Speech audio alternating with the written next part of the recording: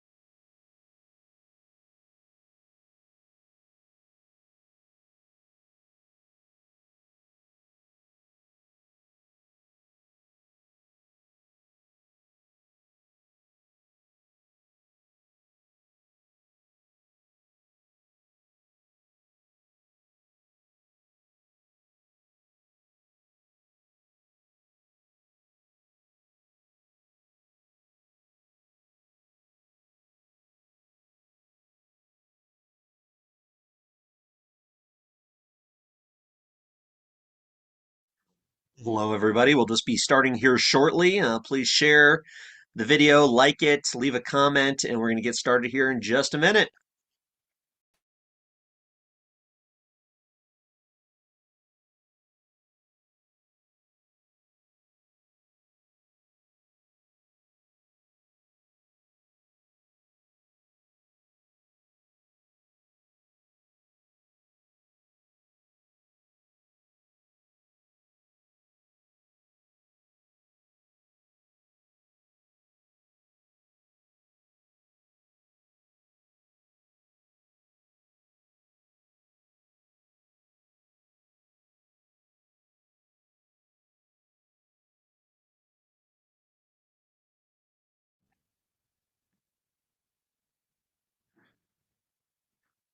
Hello, free people of the Rocky Mountain region. Welcome to week 3 of our legislative live stream. My name is Brandon Wark from Free State, Colorado.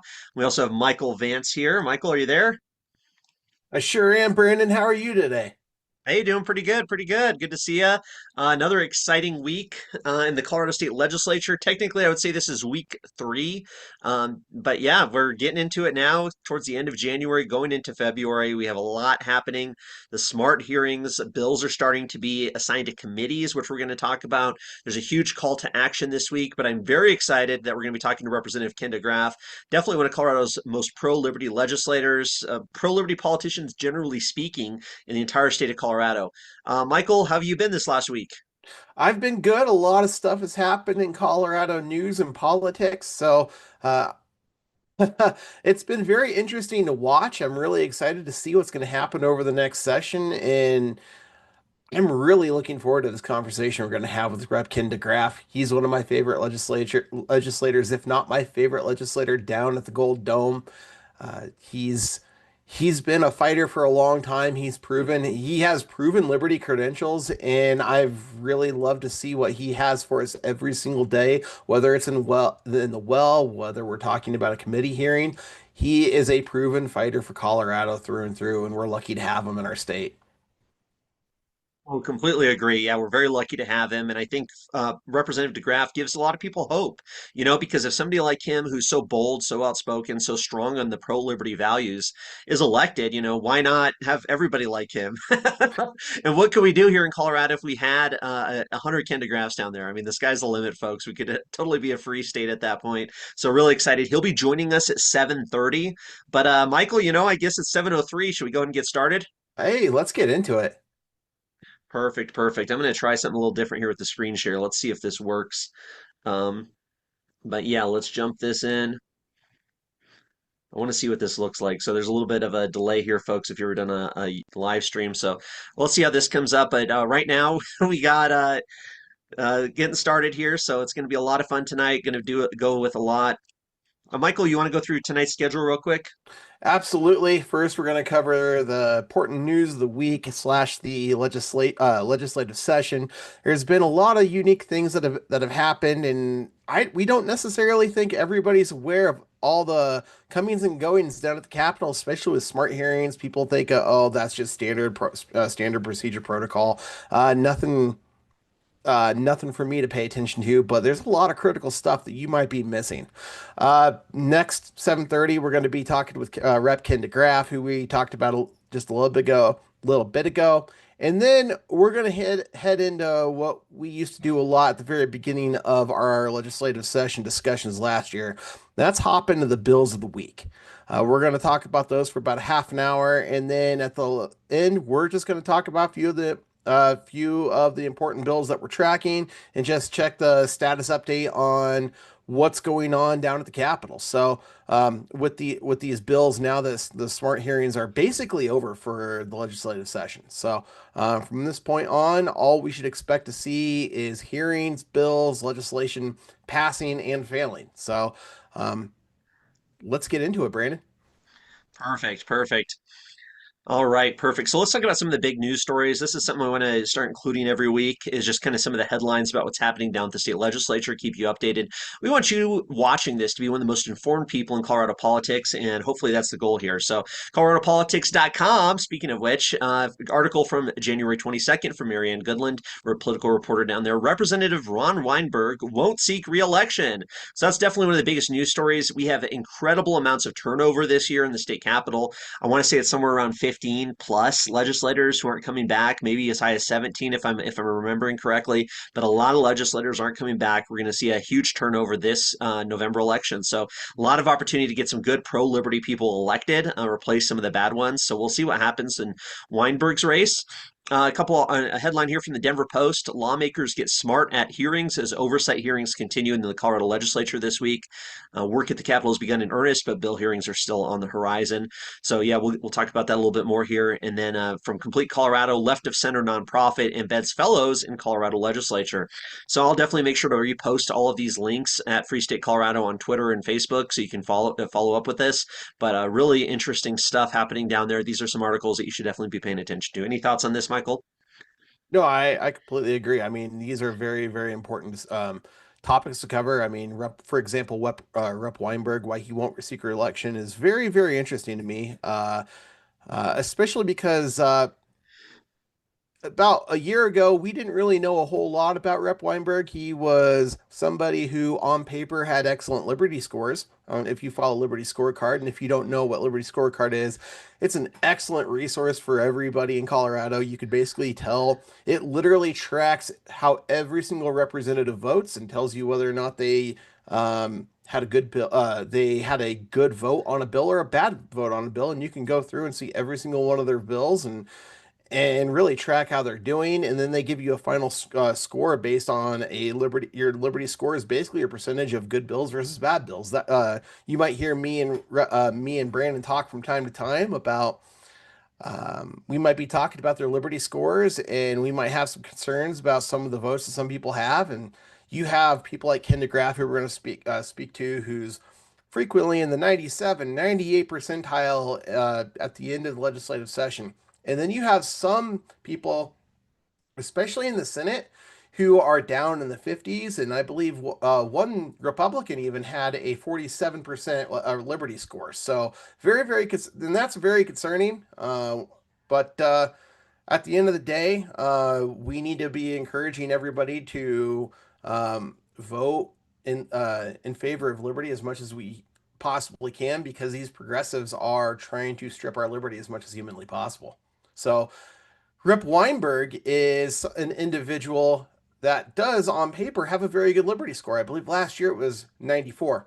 The problem with Rep. Weinberg is last year, I believe it was June, about four different women came out and signed affidavits claiming that he sexually assaulted them or sexually harassed them. And Yeah, I this don't was know if at there different, just to clarify, I don't think there was any assault. It was just more of a harassment, I it think, which was is more still serious. harassment. Don't Okay. get me wrong, still serious, but I just want to be clear. I don't I, believe there was anything about assault. I appreciate that. It was all just sexual harassment. Okay, I thought he hit some like slapped a butt or something. So I appreciate you clarifying on that. So, but still not something that you want to see from a legislator. Also, he has a lot of ethics. he has some ethics issues. There's some issues with him possibly copying one of the keys from the um, getting a copy of one of the key master keys specifically of some doors at the Capitol so he could possibly hop into different legislators' offices, which is a serious violation. Plus, there are some issues with his financial reporting that were reported to to the Attorney General. Correct me if I'm wrong on that. Was the Attorney General correct? Right? And he's currently under investigation. So, with all of these scandals that have popped up recently for Rep Weinberg, he's decided it's best for him not to seek re-election at this time. And he does have a primary opponent. I think it's Jackie Marsh, if I'm not mistaken, but somebody who actually was appointed to the position to fill out Hugh McKean's turn after he passed away, before Weinberg had the official appointment from the vacancy committee and then ran for election. So interesting stuff, that's for sure. Lots of news going on down at the state capitol. We had those smart hearings, and I really encourage people to check out Representative Brandy Bradley on X and Representative Larry Don Sukla. They had some amazing clips from them grilling these executive departments this last week, and it was awesome to see. There's one, well, Representative Sukla is from January 15th, Representative Bradley there from January 22nd. But yeah, these smart hearings where all of the executive departments provide reports to the legislature is a great opportunity for these legislators to push back and challenge the narrative and really say, hey, listen, what are you guys actually doing? How ideological is your behavior? Are you really spending money properly? And it was really good to see these smart hearings get more attention from some of our pro liberty leaders down at the state capitol. Any thoughts on that, Michael? No, I love, I mean, we have a serious issue with NGOs in Colorado, and I'm glad that Brandy Bradley, with her limited time, used her opportunity to put light on what's going on with these NGOs. And if you go to her Twitter, this is not the only post she has. She's been posting a lot about the Colorado Health Foundation over the last week, and there's a lot of concerns with the money they're giving. They're giving to individuals, why they're giving in money to individuals, specifically race-based. I mean, if you're one race, you're more likely favored to get money over another individual. I mean, that's extremely concerning. You're playing at that moment, you're playing favorites. Um, and they do it under the basis of what they call race consciousness. Essentially, it's just racism flipped on its head, where you can basically be just as bigoted, but but just basically flip it the other way around. Very, very concerning stuff. And then with Rep Sukla, I love that he called this out. He really exposed a serious issue with these Smart Act hearings. We need more accountability for these people that are in charge of our budgets. You need to make sure you're doing what is best for the people of Colorado. I mean, we're giving a lot of money to the state, and by giving, I mean they're straight up taking it because it's given because we're giving it away. They're taking it through taxation and fees. We have no real choice in the matter. The only way we can get our money back is by lowering the taxes. And thank God we have Tabor for that, because otherwise, what they would do to us would be catastrophic for our state, particularly the affordability of everyday Coloradans. So thank God we have Tabor. But in the meantime, I really think that I would love to see something come out of Rep Sukla's discussion from the 15th, where we see some sort of bill addressing accountability for these individuals who are in charge of our budget. Definitely, yeah. No, we got some real fighters down there, some great liberty leaders. Well, let's go ahead and jump into the bills of the week here. We're moving right along here, but folks, this is the biggest bill being heard this week. We looked at the entire schedule. So if you don't have this bookmarked yet, it's leg.colorado.gov. That's leg.colorado.gov. That's our state legislative website. It is a very important place to go, but you can click in there, look at the schedule for the week, which is what we do every single week, see what's going on down at the House and the Senate. And really, you can go in, you can even change origin for all the House and the Senate, look at every committee hearing that week. This is what we're doing to track what bills are being heard, because committee hearings are where the public can participate. You can participate and have a voice, and we're going to walk you through that process tonight. But if you don't do anything else, or you don't get anything else from this video, and if for everybody who's just joining, Representative deGraaf will be joining us here at 7:30. So he'll be here at 7:30.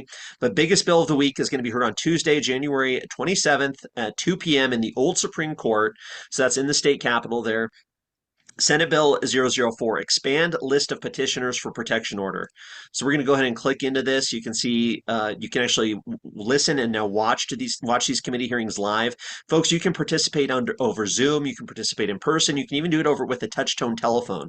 So if you have the capabilities at 2 p.m. on Tuesday to reach out, to speak your mind, to stand up for our Second Amendment rights, please, please, please do.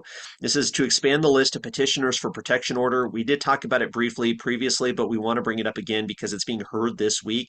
So please, folks, this is moving very fast. That's not a good sign that they're putting this horrible anti-gun bill within the first few weeks of the legislative session.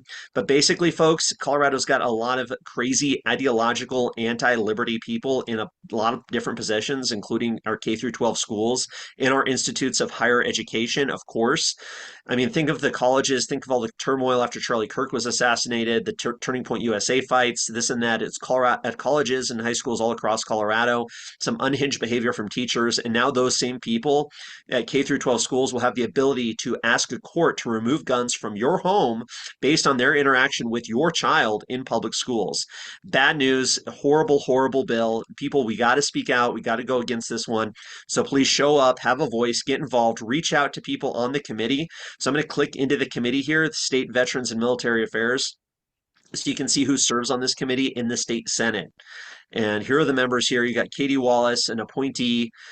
Senator Rod Pelton and Senator Linda Zamora Wilson will vote correct because they are the two Republicans there. But unfortunately, we have three Democrats. Newly appointed Senator William Lindstedt, who came over from the House, taking Faith Winter's seat.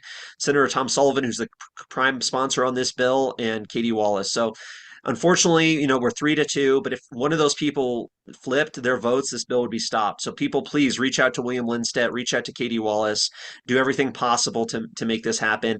And, it's been pointed out that by other people, especially our gun rights activists in the state, that, even if they pass it, we still have to show up. We still have to push back. We still have to have a voice, right? Because if we just let them pass this bill without any type of challenge, without anybody speaking against it, it only emboldens them, and they're going to push even more anti-gun legislation. This is kind of like a bellwether, folks. This is the canary in the coal mine. Right at the beginning of the session, they're seeing if the public is paying attention. These anti-gun legislators are seeing if the pro-gun community is going to show up like they did last year, so they know they can gauge their level of support to push even more extreme legislation. So please, people, reach out to these legislators, show up on Tuesday. And just to show you here, folks, you can click. So you're at the Colorado Legislative website. If you go to committees, public testimony options drop down right there. That's how easy it is to sign up for testifying. If you're going to be in person, remote, written testimony, it's still important to do, but Zoom or in person is the best. We want to take up the time. You can do it by hearing item, by the committee and hearing item. So let's say by committee, since we know this is on Tuesday. This is in the Senate State Veterans and Military Affairs Committee, going to be heard on January 27th. And then the hearing item, the bills come up. There it is. Senate Bill 4, expand list of petitioners for protection order. Hit next. Just type in your information, first, last, pronouns if you prefer, position, and who you represent, and your information. Then that's it. They will email you a link to do a Zoom testimony. It is that easy, folks. It is that easy for you to speak in defense of your Second Amendment rights. Just the Colorado Legislative website, leg.colorado.gov, committees, public testimony options. We need all hands on deck. This is an early fight, and I think it's very important that individuals show up. What do you think, Michael? No, I think that's fantastic knowledge to give to everybody. We need you at the Capitol. They're trying to test the waters and see how active people are. We have to get the battle started today. It's a long session. We need to be prepared for the marathon, and the first big test in the marathon is today.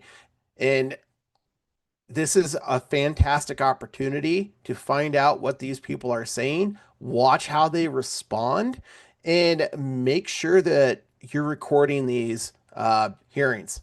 If you have the opportunity to record, please record them because you never know what they're going to say. There's a lot of crazy things that these people get to say when they're kind of left to their own devices. They don't have a speech prepared. They can just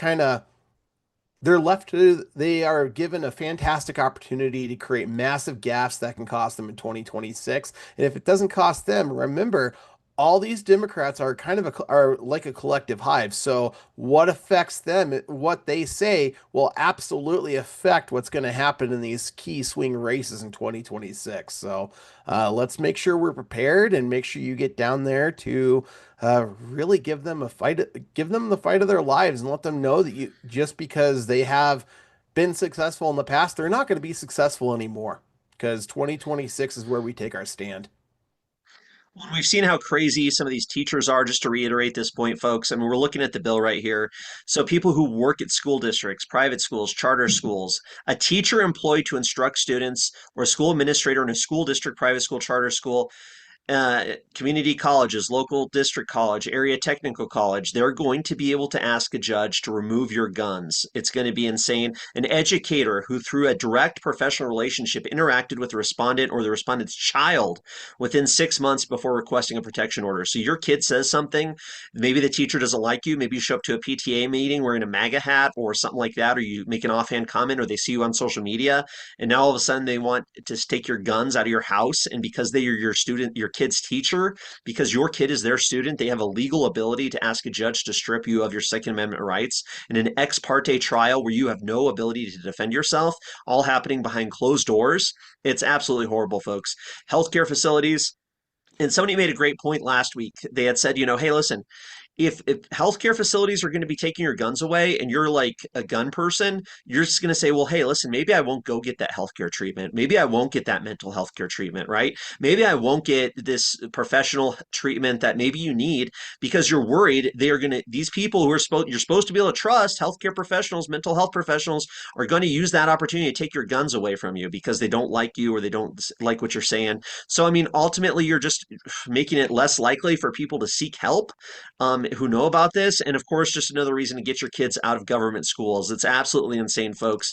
Michael hit the nail on the head too with what he was saying about getting involved and showing up this Tuesday, how easy it is, folks, for you to show up, speak out, and really have a voice. I mean, this is really the main bill this week that we wanted to talk about. And I really encourage people at least do a Zoom testimony, show up in person if you can. But we need to show these people we are not going to let them keep and continuing to infringe on our rights without us saying no, without us saying you've gone too far, without us having to push back at them, because this is getting out of control and like it's just going to keep going. It's just going to keep going. But we have to put our foot down and make a statement there. Any other thoughts on this one, Michael? No, I think you've covered a lot. I mean, I love the fact that you covered the weaponization of the trans agenda against half the state. It's absolutely asinine what they're trying to throw at us with this. I mean, think about think about how they're gonna think about what the especially in schools, how they're gonna be able to look at somebody's t-shirt or a MAGA hat, as you said, and just be able to attack somebody, especially because they have gone in. I mean, just imagine Aaron Lee. If Aaron Lee was wearing a MAGA hat, this bill would absolutely be able to attack Aaron Lee's family, Aaron and her husband, if they were to wear a MAGA hat. Absolutely asinine stuff. While their kid was being transed in the art club. Which, as I don't know if you guys know about Erin Lee and her story, it's absolutely fascinating. Essentially, what happened is they moved here from Florida. They put their kid in school in Poudre Valley, and Erin Lee and her husband let their kid go to art club. Well, guess what happened in art club? It was actually it was a cover for transing kids. A lot of the kids came out of that art club being quote unquote they were suddenly transgender, and it was an absolute battle and a struggle for basically the life of their own daughter. And finally, they were able to talk to their daughter, convince her otherwise, and let her realize that she's not actually trans and that she's perfect just the way she was already made. So, this is going to happen at a wide scale level if we don't actually stand up and say something today. And because red flag laws are an absolute threat. When people, you see the extreme polarization, you see so many of these people in the schools, you've seen stuff that's been happening this last weekend in Minnesota, everywhere else. I mean, the country's definitely in a state where there's a lot of political stratification, I guess, if you will, or a lot of division, maybe to put it more broadly, a lot of division in our communities. And so to have, healthcare facilities, co-responders, people who teach kids the ability to try and take our guns away, it's definitely moving Colorado in the wrong direction. we don't need this. It's totally unnecessary, and it's an infringement on our rights ultimately. We don't want these teachers, school people, anybody really being able to do this, to say we got to take your guns away. It's crazy stuff and really bad news. So that's really the biggest bill we wanted to talk about this week. And folks, it's so easy to show up and testify. So easy to show up and testify. Representative deGraaf will be joining us in just a few minutes here at 7:30. But for now, let's just talk a little bit about some of the bills that we're watching. So every week, we're going to give you an update on some of the biggest bills going through the state legislature, even if they're not being heard this week. The Senate bill for the red flag gun confiscation expansion is really the only bill being heard this week that we're encouraging people to testify on. We know your time is limited, but there are other big bad bills that are being heard, and let's at least cover one of them that we know has a date here. And we didn't talk about this one last week, but it's Senate Bill 27, Parental Equality and Child Empowerment Act. Now, I know there's some controversy over this. I know there's some confusion. I'm really interested to learn more about it, but I did want to bring it up because we've talked a lot about parental rights. Of course, Michael, you were just bringing that up, and I think this is very interesting. This is freshman Senator Linda Zamora Wilson, who seems to be one of our big pro-liberty champions in the Senate, especially with Senator Baisley not pursuing reelection. So this one is interesting. Under current law, so this is before this bill takes effect, the court is required to determine the allocation of parental responsibilities, including parenting time and decision-making responsibilities, based on the best interests of the child. That seems all well and good, but how often is the court making their own decisions, right? So this bill would create a rebuttal presumption that it is in the best interests of the child to allocate equal parenting time to both parents if both parents reside within 25 miles of a reasonable location determined by the court, including the child's care center, preschool, school, the location where the child participates in their educational program, or other reasonable location. The presumption may be rebutted based on clear and convincing evidence that equal parenting time is not in the best interest of the child. So basically, this is just changing that initial presumption, right? When the courts are making these custody decisions, this bill would basically say, okay, your starting point, your ground zero starting point is to say 50-50. Now, is there evidence that that's not in the best interest of the child? Then the court can kind of decide where to go from there, right? They can make their own decision at that point. But this bill is saying the starting point should be 50-50 when it's terms of allocation of parental responsibilities, parenting time, decision making. This seems very reasonable to me. The fact that it wasn't this way before, I think maybe would surprise some people. Now, don't get me wrong, I know family courts are an absolute nightmare and a disaster for so many people, ruining a lot of people's lives, maybe unnecessarily so. But I think this is a good bill ultimately. I would love to hear what you have to think, Michael. No, I agree with you. I mean, I've heard some people have some concerns with current, excuse me. I've heard some people expressing some concerns, and I would like to hear more about this because, as you stated, I do like this. I like the idea of the presumption of parents receiving 50-50 split custody because a child absolutely needs their mother, and a child absolutely needs their father as well. So I also understand that there are extenuating circumstances. People are messy, divorces are messy. A lot of things can happen in someone's life for them to not necessarily be the best parent at that moment. So I completely understand where there might be those circumstances where somebody might need to have full custody, at least for a time, if not permanently. So I like that this law gives the option, as you pointed out just a second ago. Either parent may challenge this presumption by presenting clear and convincing evidence that equal parenting time is not in the best interest of the child. If that's the case, then absolutely, the court has the ability to make that final determination, and I think that is in the best interest of the child. Because there are those circumstances where somebody might not be a suitable parent, and that could be a mother or a father. And I like that this law doesn't necessarily side one way with either the father or the mother because people are people are humans, people are different, and the law may unnecessarily favor somebody who might be not the most stable individual or stable parent for the child at that time. So I think this is a very reasonable law, but I'm very open to hearing more, and I am able to be convinced otherwise. So that's where I see that's where I land on this position for now.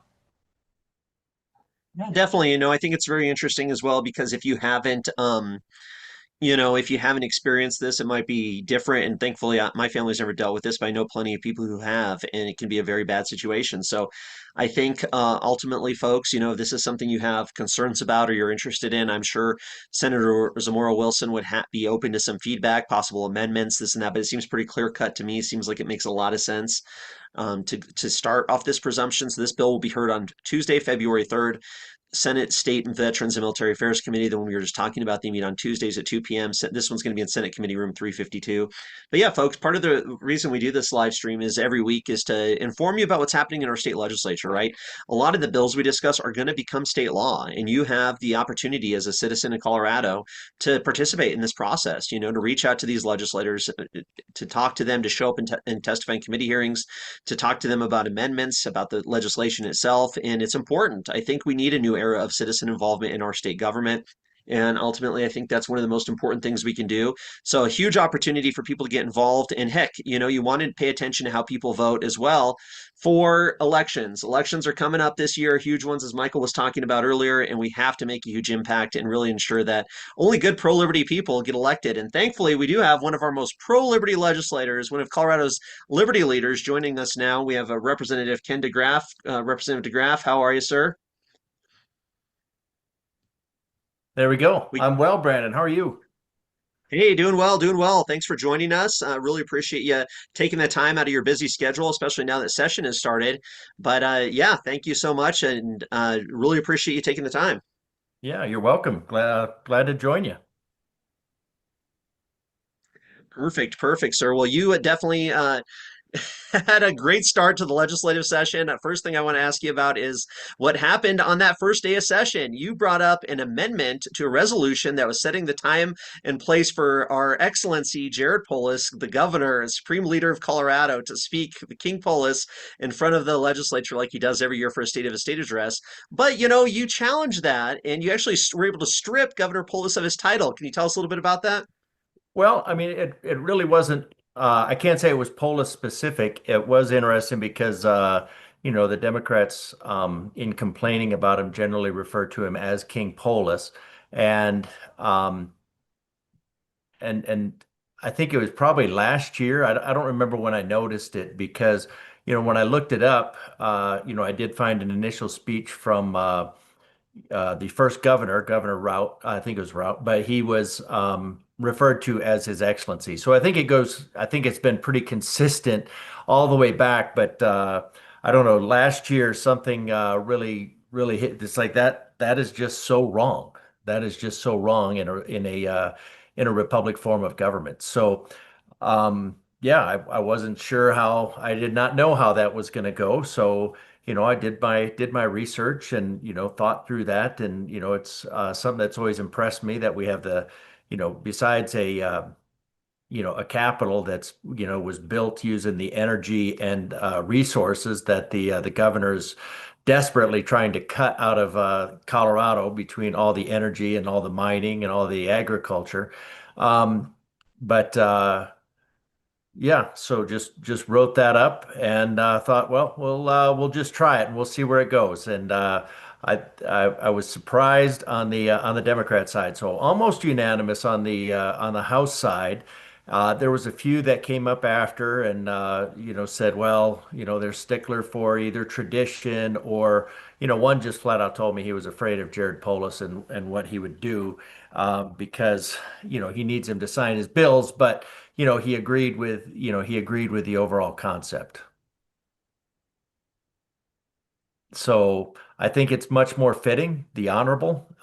There is no place in statute where it says one way or the other that I could find. I mean, I didn't read the entire statute, so it could be in there. I can't prove that. I have not proved that negative. So yeah, I think it's a much more fitting thing. Now, some people thought, well, it's just symbolic or it's just a waste of time, and in some ways, maybe. But I think it does set the tone for the legislature on day one. If someone comes in and we do all the His Excellency and it really is a throwback to the monarchy. Um, I recognize that when all the states have a governor, that term is, probably problematic if you look at that just in that sense. But having His Excellency and saying that a person who is supposed to be the chief executive only, being referred to as His Excellency, I think is a bad start. So I think all the press that was around it and causing people to think through it a little bit. And I think it was a good recalibration on the values of our republic.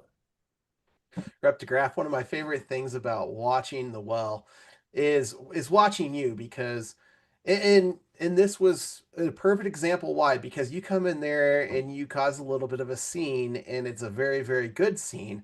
Uh I'll just say that because these individuals are trying to attack us on a very fundamental level, whether it's our gun rights, our parental rights, our First Amendment, uh, our Tabor, everything that we hold dear to our hearts is essentially under fire on a yearly basis. So it's great to see what you're doing down there at the Capitol. I know last, not legislative session, but the last special session, you came out with your pick a penny tax. And we haven't had a chance to talk to you about that. What is it like when you're coming down to the Capitol and you have these little ideas in your head for certain amendments that are just going to throw everything up in a tizzy for the Democrats because you're really exposing them because your pick a penny tax really threw them off for about a whole hour of the legislative special session.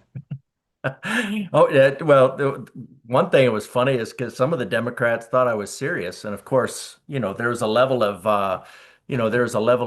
trepidation on my part of even proposing it because I was afraid they might go, "Well, that's a good idea." For goodness sake, they look at 1984 as a how-to manual, and I think at some point somebody said something about taxing the very air you breathe, and then they figured out how to do it with carbon dioxide. So, you know, um, it was done, of course, in jest, but there's if they could see a way to get money out of it, they would definitely try to do it. So, yeah, I wasn't really sure about what the reaction would be there. I just knew I needed a way to emphasize that they were already taxing everything that could be taxed. And so that was just the only thing I could think of that was not currently taxed. Well, and that's so important, I think, what you're doing as well, because, being in the minority, right? In some ways, in two minorities, because you're not only in the Republican caucus, which is the smaller number, 22 legislators, but even among the Republicans, you're the most pro-liberty, dedicated to the Constitution, at least that I'm aware of, in terms of we're fighting the bills you present and everything you do down there. So I think it's so important, though, to say, well, what can you do, right? What can you do knowing the Democrats have this nearly supermajority, if you include some bad Republicans in it? But you can expose them, right? You can expose them. You can show what they're doing and really wake people up, hopefully, and create these opportunities for the public to understand this is what's happening, folks. This is what's happening in Denver at our state capitol. They're coming after everything that we hold dear, like Michael was saying.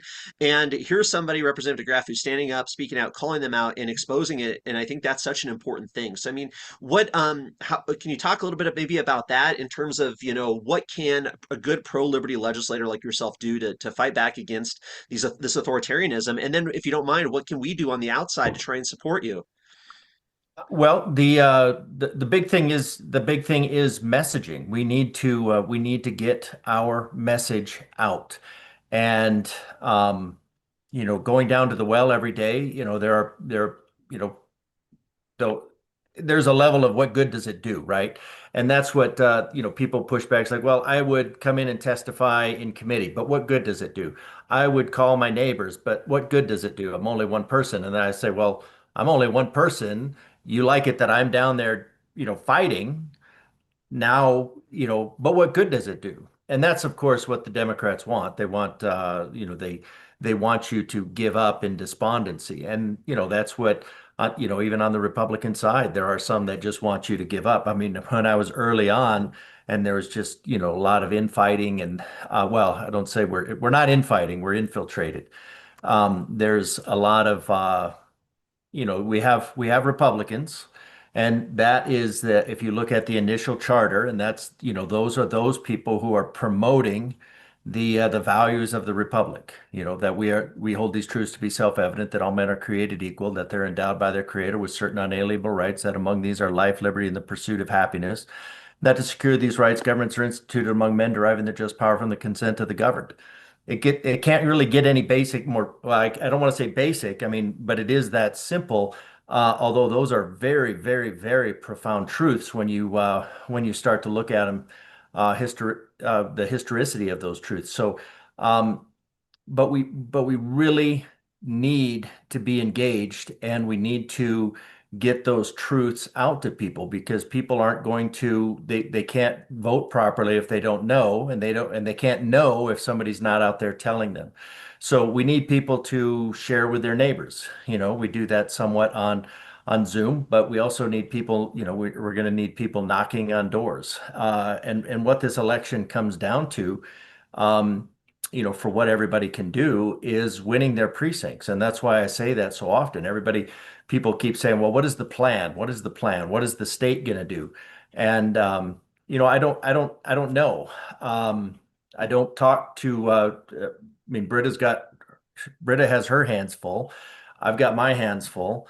And the only thing that the state can do is encourage and give the resources to help people ultimately win their precincts, because the precincts in this is the front line. A lot of people like to think that I'm the front line, and that's not the case. The front line is the precincts. The front line the is that person who is acting in the face of fear, courage, that they are rustling up the courage to call their neighbor, or call somebody else's neighbor, right? One of those things, public speaking is, feared worse than death, right? So, but I think overall we have about 2,000, I think it comes out to about 2,000 precincts with about 2,000, uh, we just, with about 2,000 voters in each, so we get about 4 million. And I think, ultimately, if everybody just starts where they are, kind of like I posted today, gentlemen, the war starts here. You just start with where you are, and that is going to be educating your neighbors. Now, how do you do that? I don't know your neighborhood. I don't know you. I don't know your personality, but I think one of the best things that we can do is to go out and knock on doors badly. And by that, I mean, I think people recognize when somebody is doing this as a volunteer as opposed to a mercenary. And you go out and you tell them that the Democrats are raising your energy rates. The Democrats are, they've implemented these climate goals, these what are supposed to be cost effective climate goals, and how cost effective is it when we have to shut down the electricity to very large swaths of areas. And then fortunately it was in a relatively mild period, but that's millions of dollars that people lost. And it's not cost effective at all. One of the things they're bringing back again is the rest of 1312. There was a bit of an uproar, a lot of uproar last year. So they're bringing back the parts of 1312, which was the real meat of it, the real purpose of it, what I call the child snatching bill, right? It's to pull away children from parents that don't celebrate the genital mutilation or chemical castration and sterilization of their children. And the state, and then people think, well, that's only going to be an issue in a custody case. And it's like, well, the state can bring a custody case against you as well. So it doesn't have to be one parent versus another. You can have two parents. I'm fairly sure you could have two parents in this. I don't see anything that stops it. But that your neighbors need to know most of the state is walking around in blissful ignorance, and that's ignorance is bliss right up until it's not. And but that's ultimately what we need. So we're gonna really try to provide more content. Not not content for entertainment's sake, but content for education. We want people to have an idea of what the bills are, what they're doing, why they're unconstitutional. I just looked at Liberty Scorecard a little while ago, at the bills that were out already, and they're just oppose, oppose, oppose, oppose, oppose. Well, that's um, and I've had bills they oppose. We could talk about that. That was the trying to extend the um, senior citizen disabled vet tax rebate, and a very valid philosophical reason on that. But ultimately, what we're going to try to do is we're going to try to educate the public more, and not just with a limited number of clips, but we're going to try to be able to educate the public on more of the bills. So hopefully, what people start seeing is they see, they see, oh wow, that's a lot of video clips in a day, and they're all different bills. And then they really start to get the idea that this is government being done to them and not for them. The what I call the disasters, the DSA-sters, whatever you want to call them, but they're disasters for the state. They're trying to impose an ideology that has, I mean, it depends on your metrics, whether it's failed or succeeded every time. It depends on where you look at it. From our standpoint, we see, hundreds of millions of people dead, mass starvations and, government engineered famines. But on the Bolshevik side, the side that's doing that, those were successes because of the exact same thing. So, we really need to educate people what they're doing. We're going to try to give them the tools that they need to be able to look at what get an idea of what the content is. And what we really need the people to do is we need the people to call in and give testimony during committee.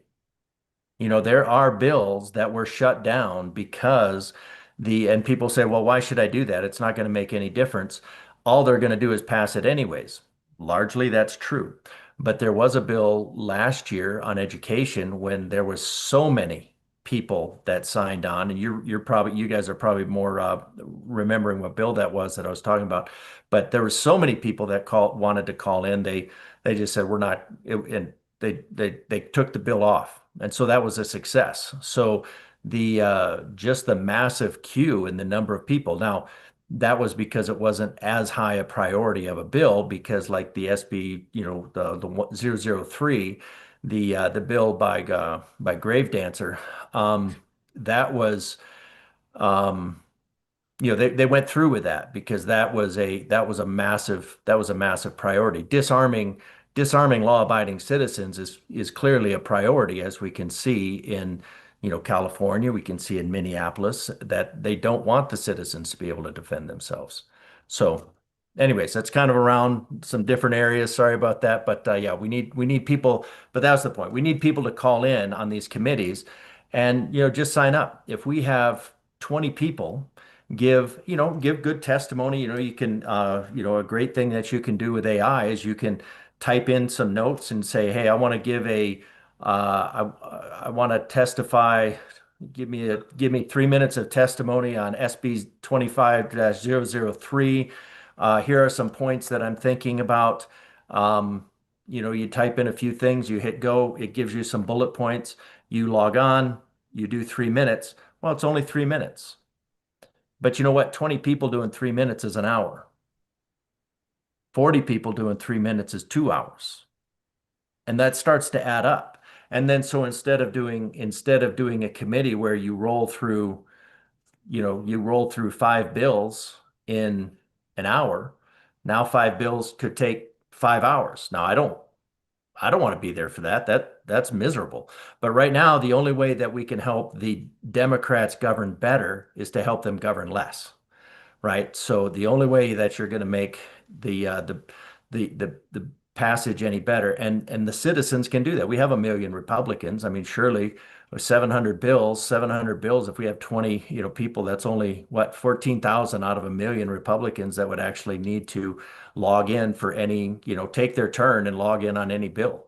So, that's what we need from the citizens. We need them to log in. we need money. I'm getting to the point where I need, fundraising. I've got to get into fundraising, and I can tell you who's not going to be given to me is it's the grift. The grift runs the Capitol, and they pay Democrats to grow it, and they pay those Republicans who will protect it. And so I guarantee you, they're not giving me money. So, uh, you know, the more we can, um, and I'd certainly rather have, from you know, enough people, $10 a month, schedule $10 a month for the next 10 months. And then do that with another rep as well. And our high Constitution reps. We got, Bradley, Bottoms, Zamora, we got Baisley, we got, Sukla, and Brooks. And we've got a really good group, support those legislators. There's so many people that'll say, well, I'll support politics when you have pro-constitutional candidates. Like, all right, well, now we have some. So, now you need to get in there. I think I've been thinking about one that would be like a Liberty scorecard challenge or something like that, where you do like, you take your baseline of about $10 per month, but then you multiply it by the Liberty scorecard score or something like that, so if somebody, if you're supporting a rep that is that's so-so on the Liberty scorecard, then that maybe their score is a 50 or a 60. Well, then maybe it'd be $6 a month instead of $10 a month, or 950 a month or something like that. And it would be just kind of a interesting way to go if the donations were based on Liberty scorecard, to encourage not people to follow Liberty scorecard. They're a great resource. So is Colorado Union of Taxpayers. That they're like having a phenomenal extension of staff research.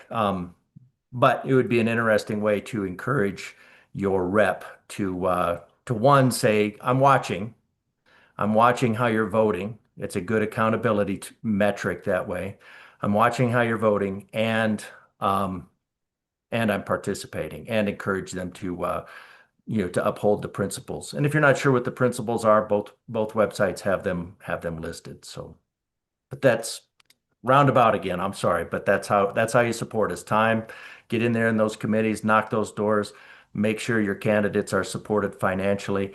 Reward those candidates that are supporting constitutional values, because the return on investor special interest will not be supporting those constitutional candidates. First off, I'm stealing Grave Dancer. That's my new nickname for him. That's absolutely incredible.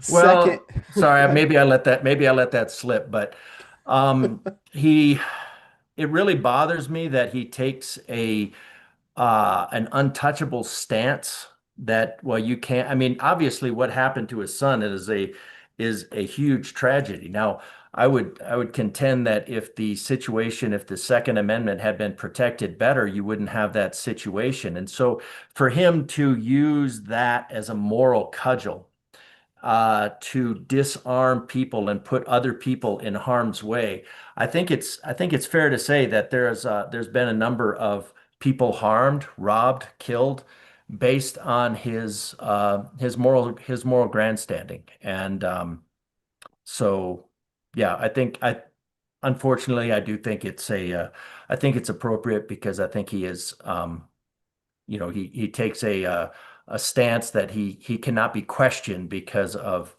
the absolutely horrific thing that happened to his family. But he should not be using that to strip the rights of other people, because we know from history that doing that, I mean, we have hundreds of millions of examples of what happens when you strip citizens of the right to protect themselves. And um, what I call, history is a warning from the future, right? Like, hey, you look at history, and then you can see what the future is warning us about, and we could maybe stay away from that. But again, the Democrats read Orwell like a how-to manual. So, but I'm sorry, go ahead, Michael.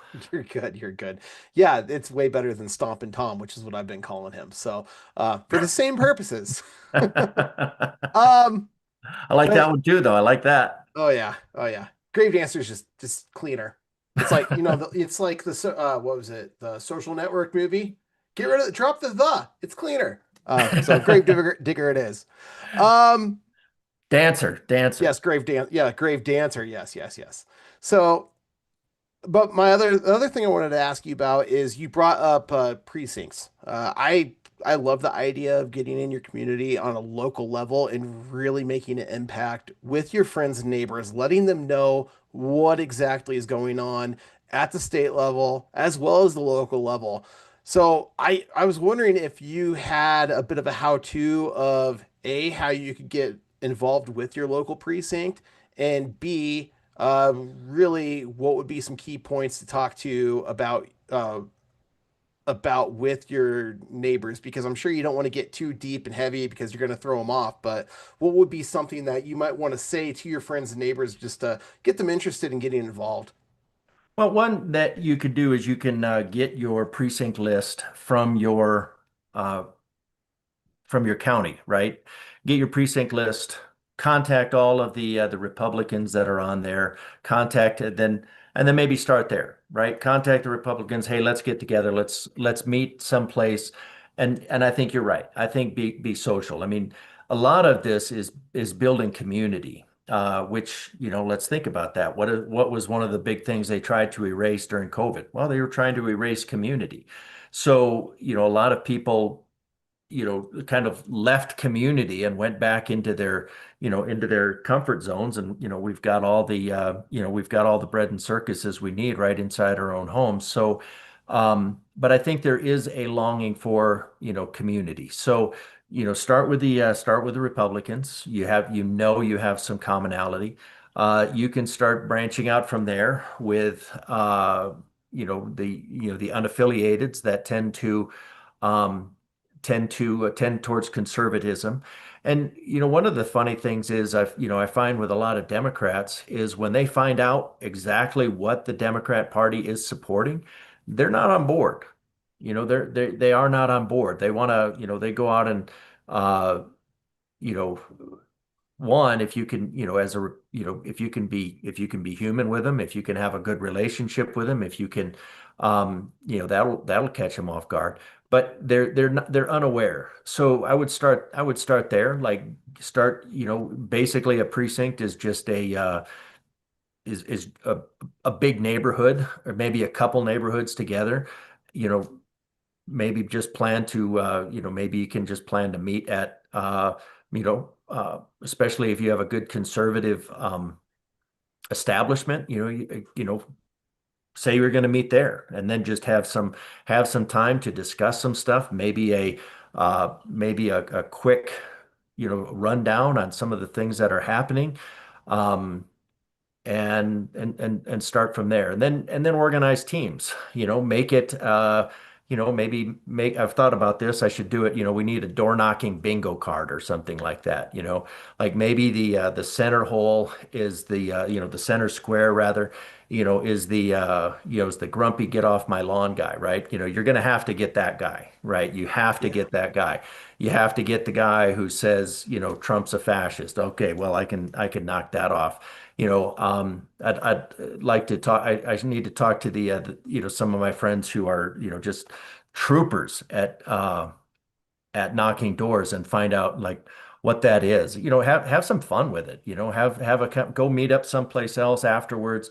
Knock on the doors because that's what it's going to come down to. And again, I think people resonate more with people who are doing it on a volunteer basis, who just come up to the door and say, "Look, I'm not being paid for this. This is just what I believe. We're going through a lot of challenges. I'm seeing our energy prices skyrocketing, right? I mean, all of a sudden we got a bill like for a couple $100. It was just like, oh, like some correction or something like that. Do you know what they're doing? Are you aware of these bills that they're doing with children? Are you aware of these bills, that they're that that these climate mandates are costing us hundreds of millions of dollars a year, and now a community, and just have those conversations, and then if somebody says they don't want to talk to you, get off my lawn, check off that center box, and move on, right? Um, and So I think that's the key to winning the precinct. There's really no secret. It's just it's getting out there and doing. It's winning their precinct is, it's like a journey of 1,000 miles. It starts with that first knocked door. And, we don't like it. We're averse to it in general. Um, but that's how we win the state. You win your precinct. If you win all if you win all the precincts in your district, you've won your district. If you've won your district, you've won your seat. If we win enough seats, we have a majority. So, it doesn't really do all that much good to talk about winning the seats if we're not talking about winning the precincts. And there's no reason for anybody, the state, the county, nobody has any like secret way to make that happen. It is finding somebody who is willing in the face of fear to go out and act. Well said, sir. Well said. Yeah, and like the myth of being ready. I think you hit on that, and I think that's so important for people to say, oh, I'm not prepared enough. I'm not polished enough. I'm not this enough. Doesn't matter. Go out and do it. Do it badly, like you were saying, representative. I think that's key. I mean, that's Free State Colorado from day one. I'm like, well, I don't know what I'm doing. Hey, 50 people care what I have to say. That's cool. Like that's exciting. You know what I mean? And then it grows and it grows, and if you keep doing it, eventually maybe you reach a lot of people. So that's the idea. Just do what you can, and if everybody did that small little piece of what they can, then yeah, the big problems are solved. And I think that's so important. But we do have a question here from the in the chat from the chat here on YouTube, and somebody's bringing up this idea of corruption, right, or investigating and auditing the Colorado government. And I think we see this right, Minnesota. It's been in the news recently. All the Doge stuff over the past 12 months. So I guess representative, kind of since you're down there, where would you suggest people look in terms of maybe the corruption, maybe in terms of the possible grift? I mean, what are some tips for people? Because we have a lot of great citizen journalists who are willing to dig in, who want to dig into these nonprofits, who want to track this money coming from the taxpayers to the government, going to special interests, growing to these different organizations that are political allies of legislators, and they're the ones giving them our money that we work so hard for. So, any tips on where people can start? Where should they look? Any suggestions there?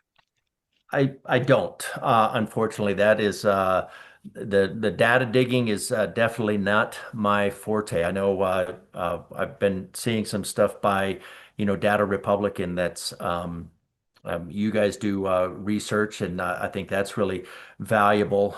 I don't know if you post the links and stuff, like how almost it'd be value added, I suppose, like for the stuff that you do.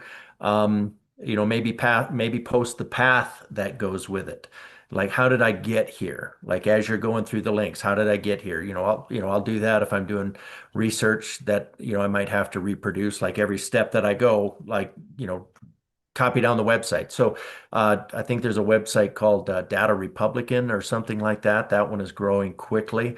Um, you know, s- uh, Google, not Google, but the AI it seems to be a very good tool for going in and digging into those things. Like, ask it a question, where would I find this? And it's pretty good at finding an amazing amount of stuff.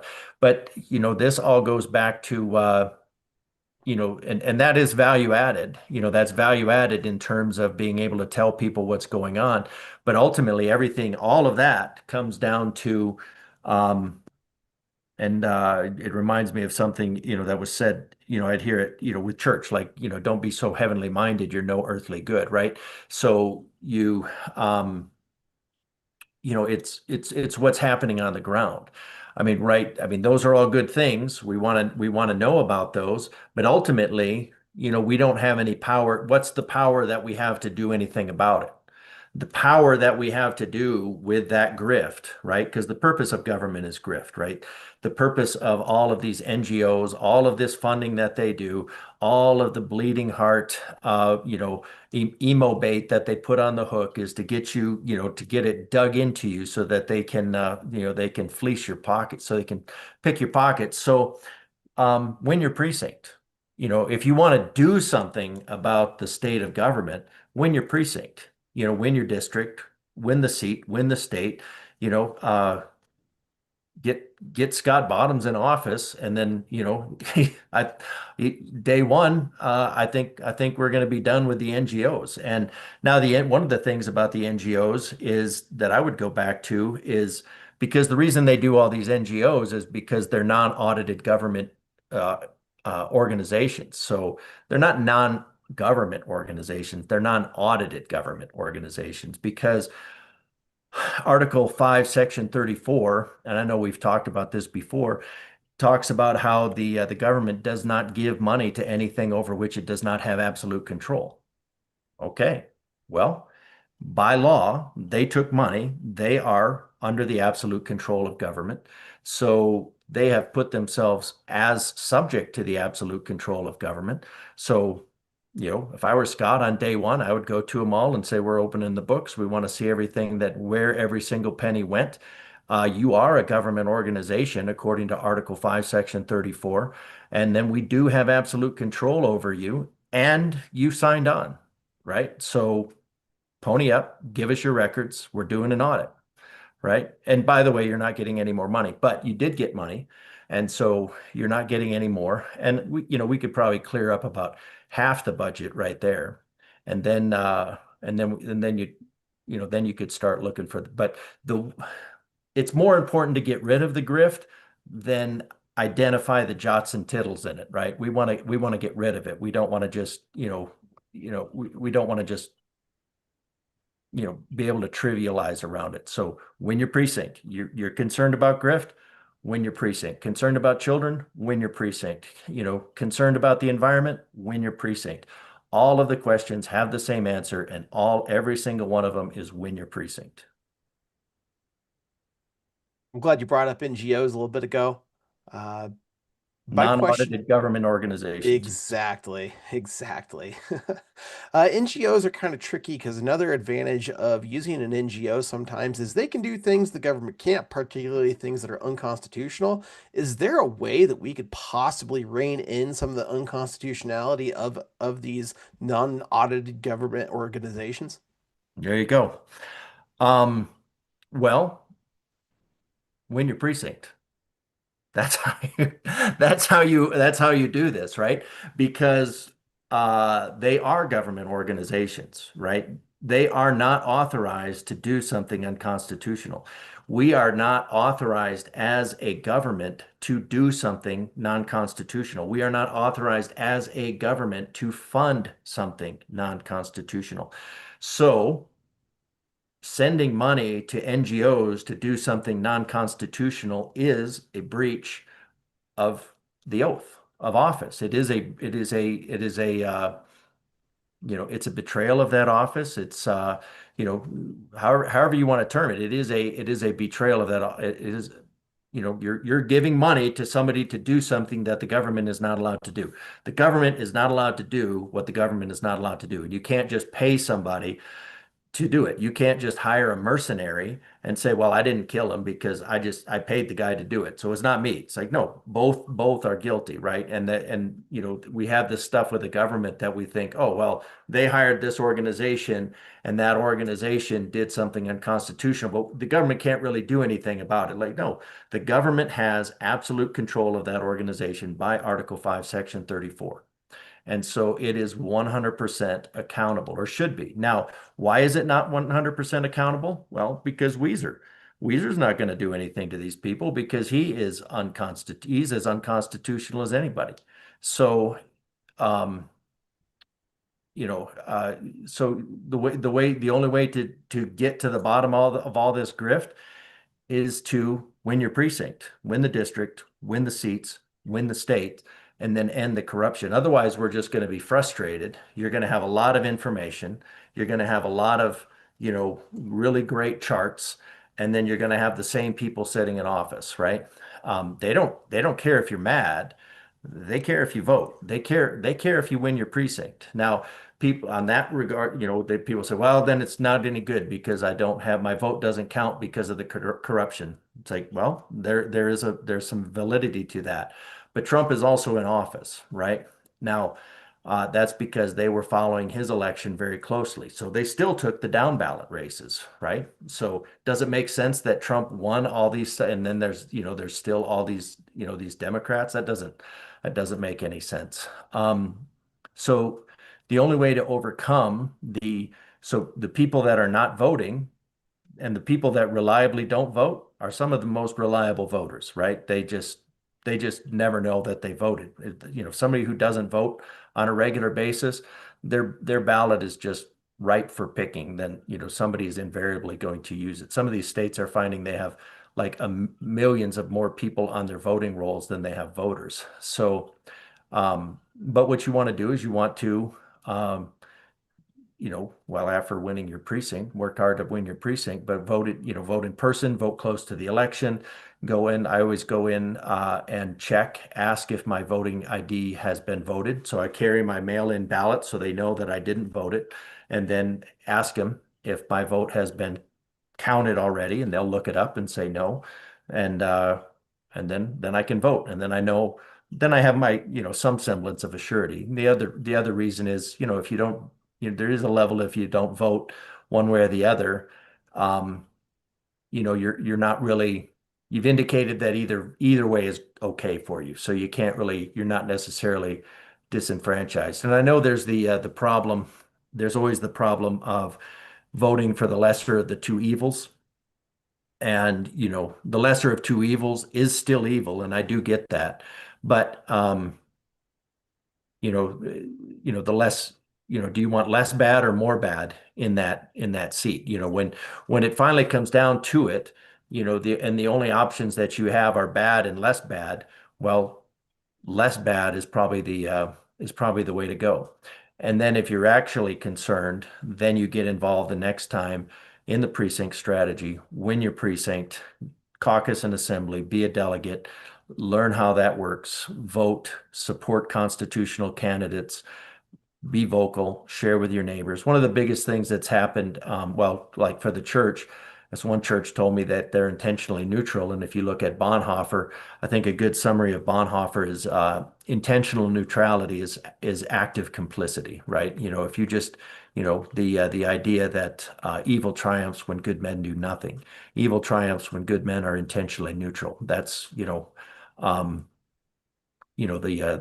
the when Belgium became neutral, the Germans didn't respect that anymore. They just ran through, and then they overran the French lines. So neutrality is actually is complicity in that regard. So always it comes back to winning your precinct.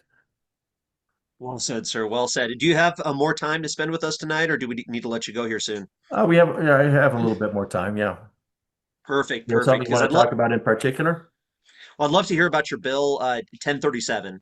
House Bill 1037 banned government purchases from personal data from third party. So it's something we kind of you touched on briefly with Michael there, talking about how these organizations outside of the government don't necessarily have to adhere to the same restrictions that the government does. So they can go out there and collect our data, spy on us. We often give it willingly to these third parties, these companies, to provide us the right kind of advertisements, things like that. And then the government just says, hey, listen, we don't need the Fourth Amendment. We don't need to actually get a warrant. We can just go to these companies who've already collected this data, pay them with the taxpayer money, and then they're going to give us all this information about that. So 1037 is a bill that I'm really excited about. I think it's a great pro-liberty bill. And it's very interesting, Representative DeGraaf, to see you on the bill with two pretty hardcore Democrats, I'd say, Representative Jennifer Bacon and Senator Lisa Cutter. So I'd love to hear a little bit about that, and just if you're willing to share that with us, some information about this. Yeah, the way that bill came about is we were talking to the ACLU about civil asset forfeiture. And now, civil asset forfeiture, bringing back again, I think it's important. That's 5A and 14A amendments that no one should be deprived of life, liberty, or property without due process. Cully versus, I'm drawing a blank now, Supreme Court case looks like it's going to get rid of. But I was talking to the ACLU, and I mentioned a bill on the AI cameras or an amendment that I did that they would not be able to sell the data. And when I presented that amendment that they would not be able to sell the data, to another company because it said you'd be able to, at the top, you'll be able to sell the data. Counties can sell the data, municipalities can sell the data. And then below it is municipalities have to get rid of the data after 2 years. I'm like, well, that doesn't make any sense because up here you transfer the title to that data, right? You've given it away. And so, when I presented the amendment and they said, well, no, we can't take that amendment because it's kind of the purpose of the bill to make government cameras to be able to sell that data. So, the flock cameras and or the however many, whatever other else they're called. I mean, we just keep hearing about the flock cameras. They're designed to, I mean, they're designed to gather data, right? And um, a lot of it is designed to uh, for commercial data, just like those laser scanners in the store. Those are not about. I mean, they do speed up the checkout. They do overbill you on probably a large number of occasions, and then you just don't know it because of the speed. But those are based. Those are all about gathering data. Um, not not so much about not so much about saving the store time and money. So, anyways, talking to the ACLU about that, and then they brought me this bill, talking about this bill about the data that's collected. And you're right. I mean, this is data that's available commercially, right? I mean, if you look at the movie 2000 Mules, or how they found a lot of the people that were in the vicinity of the Capitol on January 6th. They just went out, they brought in all of this data from the phones, and they your Fahrenheit 451, well, I guess it was night, the listening devices, and they just they found those people. So this is, but like if you look at a warrant, the police, if they want to track somebody, they can't just go put a GPS tracker on them, right? They would need a warrant to go do that. But now with this data, they just go out and they can just harvest that data, subscribe to the data, and they can find out exactly where you are, when, who you've been near, what phones you've been in, they can start correlating that. And now we'll have this exponentially increasing amount of data with the ability for AI to start digging through it at lightning speeds. And and so we need to rein in this police state at some time. So, I think there's going to be a press conference maybe tomorrow. I'm hoping that Michael Allen will reconsider their framing of the bill is, why are you doing this criminal justice bill? And it's like, well, that's kind of interesting because I'm not really looking at it as a criminal justice bill. I'm looking at it as a pro-liberty bill, right? So we have the two sides. We have, the cops can have unlimited access to all the data. And well, okay, well, that's China. That's now you have the police state, or you have none of the data, which is what some people would want, that and some states lean more that way, that they can have none of the data. Or you can have something in the middle, like, okay, we don't want, I mean, I can recognize that it's a valid tool, right? Um, it's a valid tool to, use these cameras, the data. So just have a warrant. It's just like anything else. The cops can't um, just put somebody and follow me around all day. I mean, let's say we had the manpower, and that's, you just put 50% of the people are informers, right? Like any communist country in trying to shape the social evolution, or they just kill you if they don't. But they can't just put a cop walking behind me all day long and then just say, well, you shouldn't mind that there's a cop right behind you, because unless you're going to be doing something wrong. Okay, well, but could you do a drone? Could you follow me with a drone all day and say, he's not touching you? It's like your sister in the car, not touching you, right? And it's not touching you. And it's like, okay, well, we can't do a drone without a warrant. That would be also, well, then why can you do it with a camera? Or in the case of, I can't put a tracker on your car uh, and follow you around all day. Ultimately, that's about information. What you're talking about is the information on where that person is. And we don't have a specific right to privacy, but it is one that is um, is considered, derived from from the other amendments, Sixth Amendment, Fourth Amendment, just that we have a right to privacy without, so I think they should also need a warrant for that data. Now, when they say, well, I don't think we'd be able to get a warrant in time for that data, it's like, okay, if you're not sure you can get a warrant for that data, then you're questioning, you are in that act, you are questioning the constitutionality of you having that data. So again, the law enforcement, and I get it. I get that tension between what we need to do in the preservation of liberty. Um, if you're going to give up liberty for temporary security, you're not going to end up with either, right? Um, so I get that tension, and I do appreciate DA Allen reaching out to me and wanting to talk about this. We didn't get a chance to talk about it last week. I'm really hoping that if he goes ahead with the press conference, that he doesn't decide to say, well, I thought he was a Republican, but it turns out he's just pro-criminal because, the other side of that is, I'm hoping that he doesn't say that. I know there are some Republicans that did last year. Um, but because the other side of that would be to say, it's just joking with the Colorado State Police, and they just said, "Well, we're going to be opposed to your bill," and I just said, "Well, then I'm just going to tell everybody that you're pro-police state," and then they're just like, "Oh, it's like, well, those are the options, you have none, all, or a warrant in the middle," and they said, "Well, I don't know if we have enough time to get a warrant," to say, well, that's an internal process problem. Now, with the bill, also, I've seen there is a way for inside the Justice Department, they can form, a petition can be drafted. I drafted one on Friday that they could do this on their own. They could resolve it on their own. I would rather see them go that way rather than the legislature. I would rather see it handled inside the judicial and say, hey, we've done this for a long time. We haven't asked the question. We knew what the answer was, and that's why we didn't ask the question.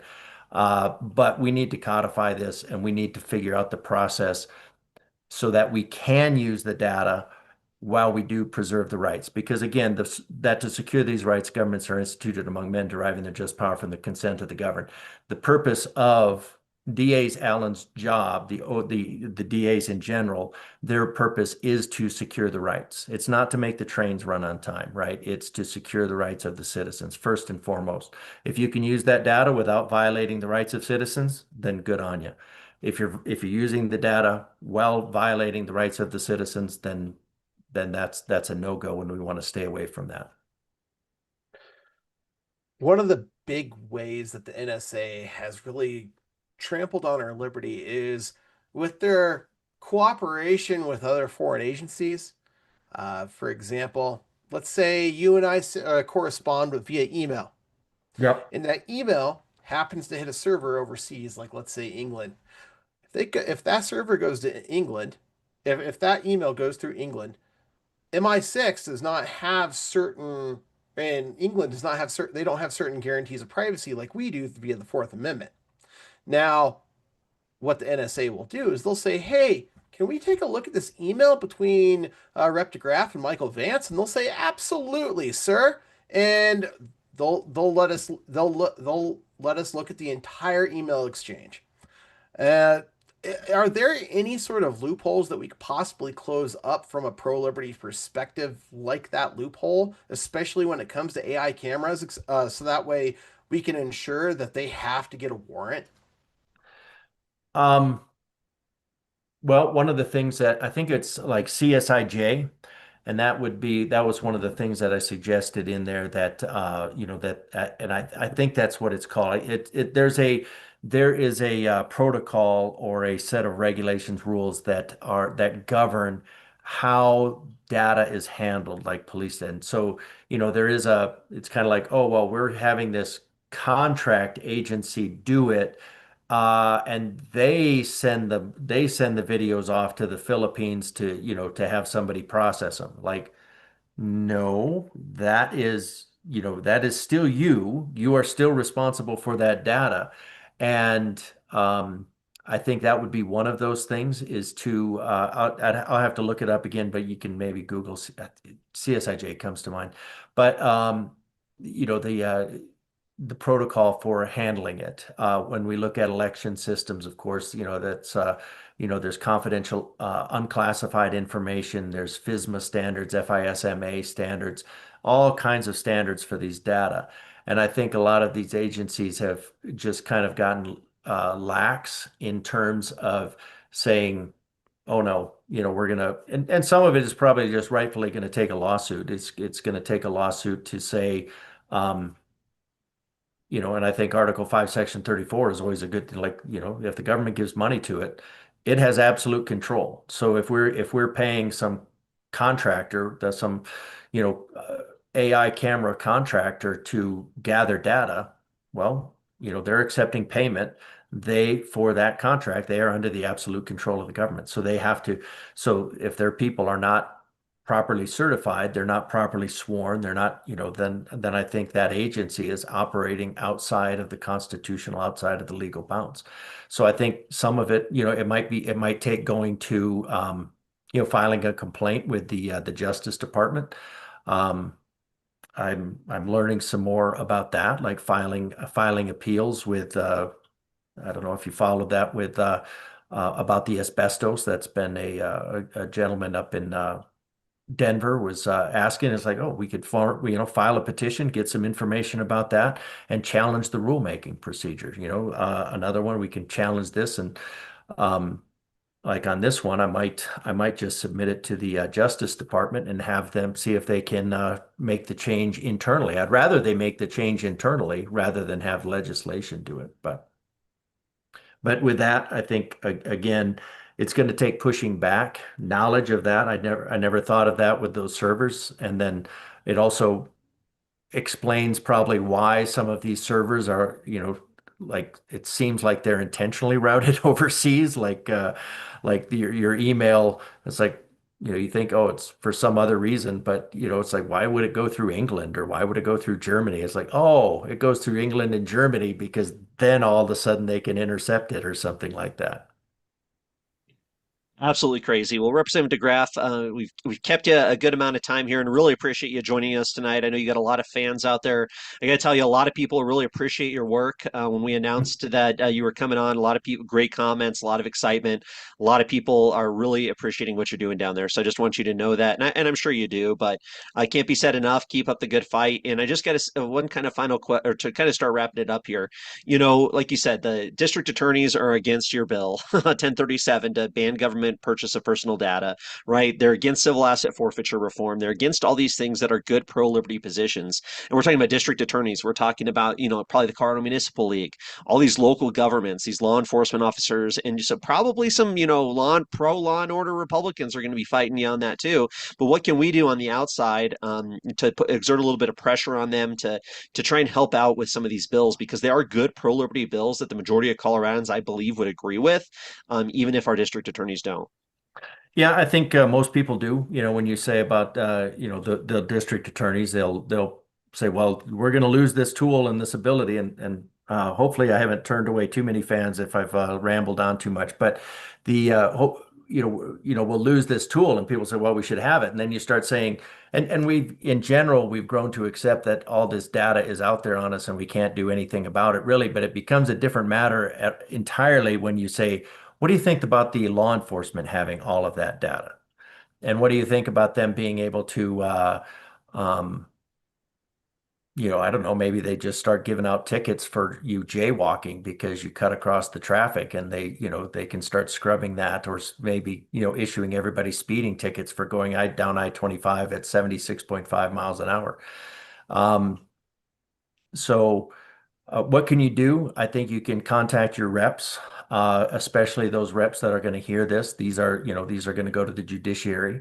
That, you know, these are good pro-liberty bills. You can contact your DAs. Last year, the DAs on civil asset forfeiture were quite proud of the fact that they voted against it, that they unanimously voted against it. You can contact your own DA and ask them why. You can ask, you know, you can go to your, you know, your county, you know, your county meetings and and ask why. It's gonna take putting pressure on these individuals where they know that you're paying attention. They know, that you know your constitutional rights. And I don't want to make law enforcement jobs harder. I mean, that's not that's not the goal. The goal is pro-liberty. So, again, that's why, okay, a good compromise is the warrant. Do we need to amend something in the warrant seeking position, or is that something that's internal? So testifying in committee, that's a lot of people will look at these bills and go, well, that's a no-brainer. And I don't need to testify on that because that should just pass without any problem. Or then the next bill, they'll be like, well, I'm not going to testify on that because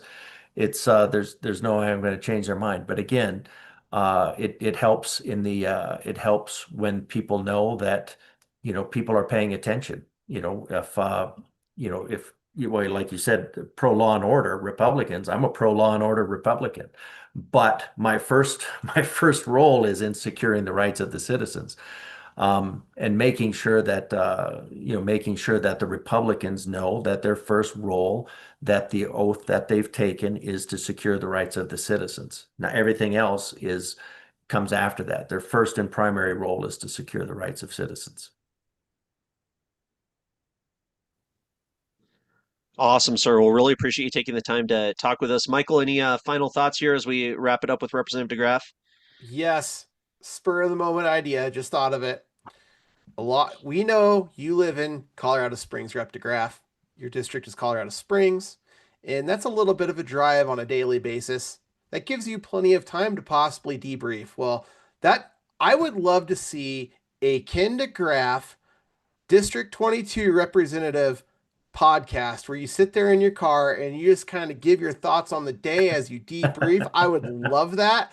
I would listen. I'm sure Brandon would listen. I'm sure we would, almost every single person listening today would listen to the Ken deGraaf podcast. So I think I would have to, based on somebody's chiming in today. I think with the nudge, I was fat. If you, I don't know if you saw that article that somebody passed. I reposted it.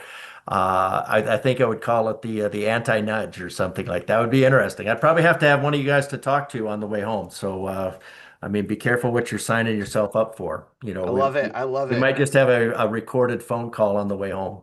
That'd be fantastic. Not a bad idea. Well, Representative deGraaf, any final words for viewers, for the good people of Colorado here before we let you go, so you can prepare for another exciting week down at the Capitol? Another exciting week in the Gold Dome cesspool. No, that's about it. Vigilance is the price of liberty. Slavery is the price of apathy. Stay engaged, win your precinct. Those are, I mean, I just don't have any. I just don't have any complex secrets or anything like that. We just have to be engaged, one foot in, keep going, win your precinct. Awesome. Maybe I'll Awesome. sign my letter. Maybe I'll change that for my emails just to say win your precinct. Well, there you go. I like it. Well, awesome, sir. Really appreciate you. Keep up the great work. Hope to see you down at the Capitol sometime soon. And yeah, just thank you for everything you do. You get a lot of great comments here in the chat tonight, a lot of good accolades, and I know people really appreciate what you're doing. So thank you so much, and Excellent. have a great rest of your night, and Oh, we'll probably see you down at the Capitol some point here. all right. Thanks everybody for joining us, and thanks you guys for taking the time to chat. Hey, thank you. Awesome. Well, folks, audience, don't go anywhere here because we got more to talk about. We're going to go over some of the bills of the week here. So, um, thank you, Representative deGraaf. Appreciate you, and we'll take care. We'll talk to you soon, I'm sure. Hopefully, here soon rather than later, because it's so refreshing, Michael, to know that we have a good pro-liberty constitutional champion, somebody who's down there in the fight, who's actually standing up for us and our rights, and is not afraid of the special interests, is not afraid of going against leadership, is not afraid of going against the district attorneys. I mean, I hate to say it, folks, but that's the reality of it. You got a lot of Republicans down there, and I don't want to throw shade at anybody in particular, but if the cops tell them to jump, they're going to say how high. If the DAs say don't vote on that bill, they'll say yes, sir. You know what I mean? So that's just the reality of the situation we're in. But they work for us, the people, and we have to remind them of that. And so it's really refreshing, and it gives me a lot of hope to know that we got Representative deGraaf down there. Michael, what did you think about the call? Absolutely. I love it when every single chance we get to talk to Rep. deGraaf. He's my favorite legislator. I know Back when I was doing LP stuff, we gave him the most base legislator award because of how awesome he is. I mean, I don't know anybody who doesn't love Ken deGraaf unless they're like establishment.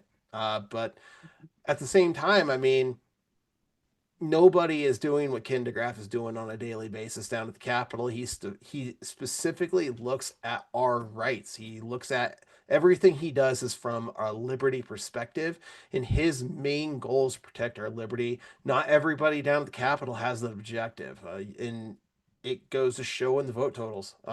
Look at somebody we've been talking about liberty score tonight. Look at people's liberty score. Not everybody defends our liberty the way Ken deGraaf defends our liberty. Yeah, well said, sir. And I really encourage people to donate to his campaign. He's got an election coming up here, of course, state reps. All 65 of them are up for re-election this year in 2026.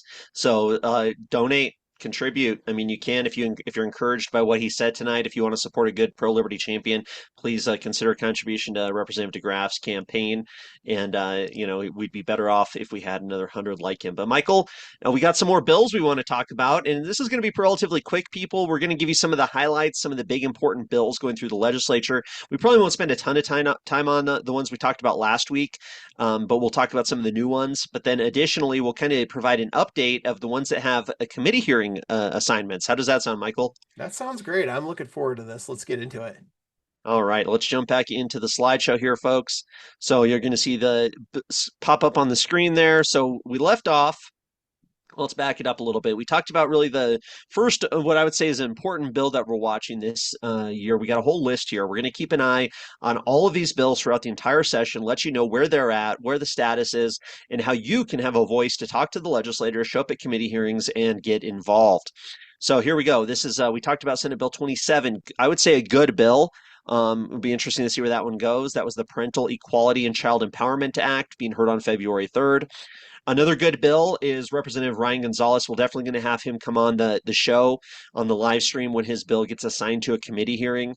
House Bill 1033, expanding the Colorado Cottage Foods Act, where it's like the tamale bill. So, temperature regulated foods, still being able to sell those kind of in a cottage food industry style. Out of a cooler, out of a van, out of whatever, a food cart, without necessarily having to go through all this exact paperwork that they have to do now. So good pro-liberty bill.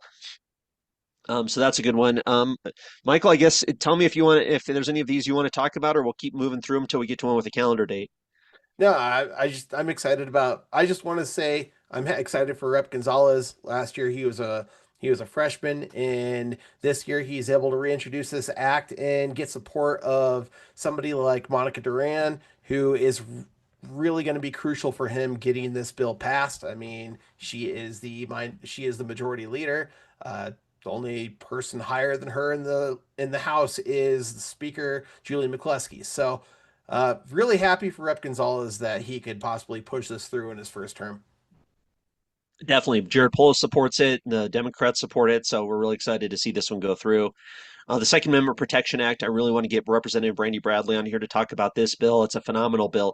Folks, if you haven't read this bill title and the bill language, you need to. If you're a Second Amendment supporter, you're going to be excited about what this bill says. Now, of course, we know the Democrats are going to kill this bill, but it's more important than ever to show up, speak out, and get involved, because we need to show that there are Second Amendment supporters in the state of Colorado. We're not going to back down and we're not going to give up. So that's House Bill 1021. Really important. Any thoughts real quick on this one, Michael?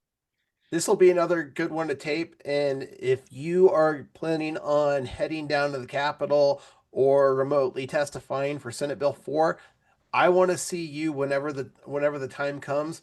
Sign up for testimony on this one too, because we need to show just as much support and fervor for this bill as well. Not just the bad bills, but the good bills too, because they need to see that we care about our Second Amendment rights in this state, and it's crucial. And remember, record the hearing and let your people know. I'm so glad know about what's going on. I'm so glad that Rep deGraaf talked about precincts and winning your precincts. This will be a great messaging for your precincts when you are outdoor knocking, talking to your neighbors, because this is going to affect them, and you can talk to them about how this is going to affect them in your communities. Definitely, folks. So we're going through, if you just joined us, some of the bills, the important bills that have been introduced this legislative session here in 2026 here in the Colorado State Legislature, and we want to empower you as an individual to have a voice in your government. These are the bills we've been tracking. If you have any questions, please leave them in the chat or reach out to us. We talked about House Bill 1037. That was Rep. deGraaf's bill. Banning the government from purchasing our personal data from a third party, basically closing that loophole that they used to skirt around the Fourth Amendment. Really excited for this. No date yet. There's no committee hearing date yet. We will definitely keep you updated once there is one. Moving on, Michael, we talked about this one previously. This is House Bill 1048, the back to school sales tax holiday. I'm really excited for this one. Colorado is long overdue to have a sales tax holiday. This would be the last week of July for school supplies. It's very limited, it's very small, but nonetheless, it moves us in the right direction, getting people used to the idea of having a sales tax holiday. And hey, taxation is theft. We need to reduce the tax burden on the good people of Colorado who work so hard and are just taxed and feed to death. So this bill is going to be heard on February 12th. As it's scheduled right now in the House Finance Committee upon adjournment of the State House as a whole in House Committee Room 112. We'll keep you updated, of course, as we get closer. Any thoughts, Michael? This is going to be great to talk to your friends and neighbors about. This is going to hit them in their pocketbook, and this is going to be crucial for affordability because, as we all know, if you've got kids, back to school is always a bit of a burden for your family because you've got to buy all those school supplies. So this is going to be critical for a overburdened state from a tax perspective to give back to the community, especially when it's harder than ever to survive in Colorado. Definitely. Another good bill that we've been following is this removal of wind energy from the state energy goals. This is Senator Rod Pelton has this bill. It's going to be heard on Wednesday, February 18th. And we'll really spend more time on these bills that week when they're being heard. We talked about them in our previous live stream, and we'll talk about them again, that week to really give you some talking points and to say, hey, this bill's being heard this week, folks. You can have a voice. So we won't spend too much time on some of these just because, we're still, a month out almost for this one. The challenges meeting the 2030 emissions reduction goal definitely gets the conversation started. Senate Bill 22 about these ridiculous plans to really ban the use of fossil fuels here in Colorado. So this is a good bill, doesn't go far enough, but is a step in the right direction. Senate Bill 22, no committee assignment yet. Bad bills, getting into these. We talked a little bit about Senate Bill 5. This is where if somebody's violating, quote unquote, the constitutional rights of somebody during an immigration arrest, they can be held personally liable. So they want to be able to sue federal law enforcement for stopping people from recording, these annoying activists who show up and blow whistles and get in people's faces and record and kind of, act improperly, I would say. They want to be able to sue individuals for stopping them from doing that. So it's a hot topic for sure. We're going to see this one scheduled sometime soon, but nothing yet. Any thoughts on Senate Bill 5, Michael? This is one I want to talk to a lawyer about to see how far the infringement goes from the state. Uh, I'm very concerned that they're going to allow individuals who call um, ICE on a individual who's not here with the necessary paperwork, we'll say, or AKA an illegal alien who might be a offender to little children. Let's say hypothetically that you decide to call ICE on them. I'm afraid that somebody else will say, "Oh no, you've harmed me emotionally, therefore I want to sue you because you got this other guy locked up and sent back to the country they came from." So I'm very concerned about how widespread this is going to affect everybody. So very this is definitely something to look into and keep tabs on. And if you hear anything, please let me know. Yeah, definitely. And folks, you want to keep up to date about what's going on in the legislature every week. We do all the work for you. 7 o'clock on Sunday nights. Sometimes there's a little bit of exception. We might change the time around a little bit depending on what's going on. But every week, we're going to tell you the status of all these bills. All the bills we're going over today, we're going to keep track of, let you know when they're being heard, and give you some updates and talk to legislators about them and community leaders. So it's going to be a lot of fun. Senate Bill 21, really interesting bill. The Clean Fleet Enterprise replacing aging diesel trucks. I got some more information about this one this week, and it's not a great bill. Don't get me wrong, but it's probably not the most onerous bill that we've seen this year. So I'm not sure how much of an impact it's going to have, but nonetheless, I just don't like the idea of drilling holes into diesel engine blocks and cutting chassis in order to get a tax credit. We'll see. Probably not much is going to happen with that one, but very interested. Moving on to Senate Bill 4, expand the list of petitioners for protection order. This is the one we talked about at the beginning of being heard this Tuesday, January 27th, in the Senate State Veterans and Military Affairs Committee. People, please sign up for this. Please speak, please show up, go down in person if you can. If not, at least do Zoom testimony. It's so easy to sign up and reach out to all the committee members. There's very few committee members, but please send them an email. Leave them a phone call tomorrow. Follow Free State Colorado on social media. I'll be posting a lot more about this these next 2 days. Any other thoughts on this one, Michael? Yeah, I know we've talked about this one already a little bit. I just want to encourage everybody one last time, get down to the Capitol. And if you can't get down to the Capitol, at least sign up for remote Zoom testimony. And if you can't use Zoom, they will, when you sign up for Zoom testimony, they also give you a phone number to call as well, just in case you can't use Zoom itself. That way you could still make sure your voice is heard on heard on these bills. They I think that in my opinion they're also expecting a lot of people because while it is quote unquote at 2 p.m., you can see they've requested the old Supreme Court building room, and the old Supreme Court room is one of their largest committee hearing rooms that they use. So expect a lot of people. Encourage your friends and neighbors to get down to the Capitol on Tuesday if they can. Yeah, definitely. There's twigs are good in the chat saying it's a bad day for them to they want to do written testimony, still try to do Zoom, but not sure they can make it.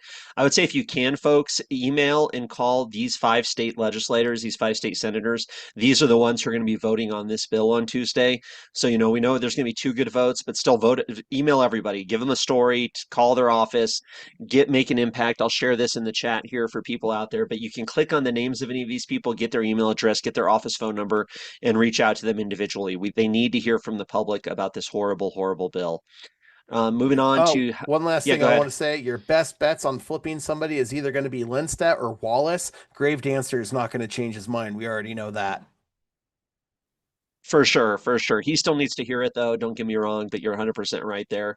Another bad bill we're seeing is House Bill 1054. If you thought OSHA was bad, this is going to create a whole new state level regulatory structure that goes further than what OSHA does. If OSHA doesn't have a restriction for it, this is going to allow for the state to create that. Bad stuff, job killer. Of course, little Manny Rutenell running for Congress thinks this is a good idea. Absolutely horrible. No date on this one yet. We will keep people updated when the date is.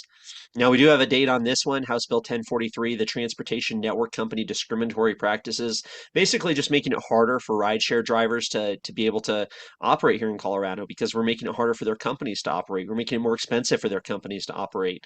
Bad stuff, folks. This is going to be heard on February 12th in the House Business Affairs and Labor Committee. Of course, we'll keep you up to date as we get closer to that date and give you some more details on that one as well. But Michael, any thoughts on this before we move on?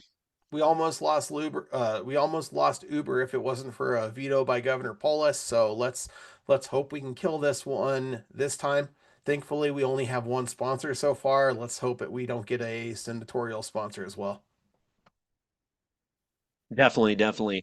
Another one, oh my gosh, this one's absolutely insane. This one has been getting in the news, but imagine your vacant property, your vacant residential property will be able to have extra taxes put on it because it's vacant. How vacant it is, how often do you have to live there? You're going to have your county commissioners or county assessor coming around your property, your city government coming around your property, seeing if anybody's living there, and then adding extra taxes to you because there's not anybody home. I mean, it's horrible, folks. It's absolutely in violation of your property rights. It's discriminatory. It's bad news. House Bill 1036 does have a date of February 2nd. So we'll definitely be talking about this one a lot on next week's live stream. We're going to really prioritize those bills that are being heard that week. But just wanted to at least give you the heads up initially. Monday, February 2nd in the House Finance Committee. Horrible, horrible bill. Michael, what do you think? Oh yeah, if you have a friend or a neighbor who has additional properties, this is going to be absolutely vital to their business potentially thriving or failing. So uh, make sure that if you have the opportunity, let that individual know that not this Monday, but next Monday they need to get down to the Capitol because it's coming along. This one's going to be coming up quicker than you realize. Yeah, insane bill, insane bill. Consumer protections to promote fair market pricing. This is Zoke's bill and Kyle Brown, Lindstedt, Weissman. Oh gosh, all the worst of the worst down there. Basically saying that you're discriminating on prices if it's more expensive to buy something at the ball game or the Broncos game or the airport. This and that. Of course not really understanding that there's a higher cost to do business there, that there's a reason why those things have to be more expensive in order for the business to make money. It's so stupid. It's price fixing, it's market manipulation, it's as bad as it gets. It's economic ignorance 101 and bad bill. We don't have a date for it yet, but we'll definitely keep you updated. Transfers of certain pet animals, House Bill 1011. This is going to basically say that pet stores can't sell dogs and cats anymore. Pretty much illegal for pet stores to do this, and it's all going to be rescues and whatever. So just if government has no business being involved in any of this, folks. This is not the proper role of government. This is not why we give up so much of our tax money and so much of our rights for these little politicians to come around and do this type of junk. So bad, bad bill. 1005, which is interesting because this is the rework of Senate Bill 5 from last year, the big union bill, basically making it easier for union bosses, politically connected unions, to get more money from workers, forcing them into collective bargaining agreements and forcing them to give up more of their money that's going to be used for political purposes, of course, funding Democratic campaigns. So horrible news being heard on February 5th in the House Business and Affairs Committee and Labor Committee. We'll talk about that one more next week.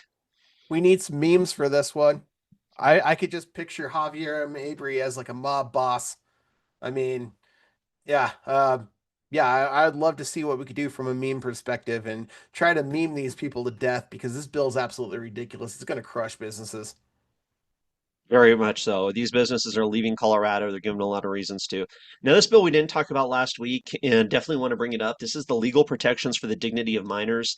Representative deGraaf alluded to this bill earlier tonight, but this is, saying that the court's got to, if a kid changes their name, the court's got to go by that and this and that, and they can suppress court records and do all this blah, blah, blah, blah, blah. That's not the worst of it. It's this last sentence here, folks. In determining parenting time and allocation of decision-making responsibility, the bill requires the court to consider whether the parties recognize the child's identity as it relates to a protected class. So this was the worst part of House Bill 1312 last year that 700 people showed up to testify against, basically saying if you do not agree with your ex-wife transitioning your child, then the judge is going to be required to consider that in determining parenting time and allocation of decision making responsibilities for your child. So it's already happening now in Colorado. Don't get me wrong. I've interviewed several people that this is happening to, but it's going to be codified into law and much worse. So basically, they're going to say, we're going to take your kid away from you. You're not going to have any parenting time. You're not going to be able to make any decisions about your child or any of their health decisions. Maybe you still got to pay for it, because you're the breadwinner, but you got to pay for it, but you're not going to be able to make any decisions under court order because you disagree with the mutilation or chemical castration of your child. It is insanity, and it's crazy that this is even being debated. Michael, what do you think about this one? No, it's an absolutely horrific bill. This is going to harm children. In my opinion, I think this is state-sponsored child abuse. And it's no surprise. I mean, Wallace makes me concerned about about Senate Bill 4 with Wallace in that committee, being as progressive as she is for that bill. But anyway, that being said, you can also see Froelich and Garcia on this bill. Garcia is always responsible for some of the most progressive child harming bills in the state of Colorado. And this goes to show you that she does not care about kids. And honestly, we talked about NGOs earlier. Her NGO should be investigated for what's going on, how many millions of dollars she's stolen from us in tax money. And she turns around and introduces bills like this. This is going to harm children. There's nothing that's going to protect the rights of parents in this bill. It's, if anything, it's absolutely going to destroy parental rights. And of course, they put a safety clause in this thing. So we need to get down to the Capitol on this one. And if we got 700 people last time to sign up, let's try to get 800 people. There were, if I remember correctly, I believe they said 100,000 calls and emails on 1312 alone last year. Let's try to get that number to 150. Let everybody know at the Capitol, calls, emails, everything you can do. Let your let your family members know, your friends and neighbors know that they are harming children. And this is not as popular as the progressives love to make pretend this is in Colorado. This is harming children. Frequently, when Democrats talk about bills that go too far that they do not agree with, it's bills like this. Yeah, well said, Michael. 100%. And, a bombshell in the comments says they already do this. Yes, they definitely do this already in Colorado, but this would be make it more pervasive or more, it'd be it'd just be more of it, right? Everywhere. It'd basically be a legal requirement. I don't think the judges have to do it 100% of the time. Sure, they already do. They have some of their own decision making, but this would basically force them to do this. So it's going to be a lot more of terms of punishing parents who don't agree with the trans agenda that is dangerous for their child. That is basically what this bill is about. Insanity, bad stuff. We got to get people to show up on this one. And there's no date yet. We'll definitely be keeping people updated as we get there. But that's really what we got for this week, folks. We're ending pretty close to 9 o'clock. Michael, any other thoughts here, kind of as we wrap it up for tonight? One last thing I want to say is something we haven't talked about is Rep. Brandy Bradley. Rep. Brandy Bradley's gone through a lot. She's been dealing with a crazy person for months who's suffering the consequences, as we all know. If you're not paying attention, I'm not going to go any further into that. But on top of all that, she also has been struggling with what's going on in her family with her son. If you're following her, it's been absolutely heroic to see what's going on. The way she's battled through everything from almost losing her son's life in a tragic motorcycle accident to seeing where he is today. There were a lot of severe